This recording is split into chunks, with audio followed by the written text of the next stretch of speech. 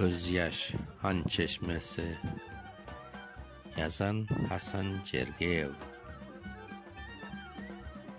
İşedip çok namını çeşme, keldim yoklap alın nice. Cümle yoklay dök derdini, kimse eşitmez kara gece. Akar suyun közyaş gibi, aytıp tanıcılar ire. Bilmem alın, bilmem kalbin, ağlasın sen maga köre. Gönlün kırık, başın töben, canın teprene kafeste.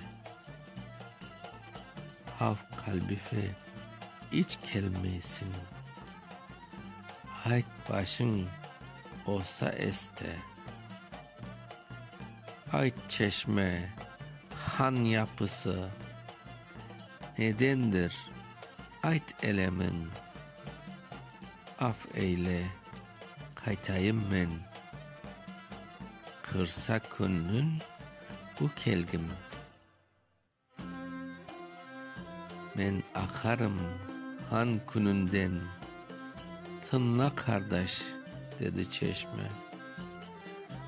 Ahını fena ağlayım, unuttular dosta eşe. Çok dostlardan ben tek kaldım, sudu artık bende devran. Gelen akay geçer gülüp, kaldım halka olup seyran. Eşit dalda öte bülbül, can kark viran harem içi. Bakıp hiç düzelmem, unutulmaz zevkler geçti. Evvel zaman çeşit sesler çuvaldardı bu üylerde. Şimdi yalnız kuşçuklar su içseler bu kemerde.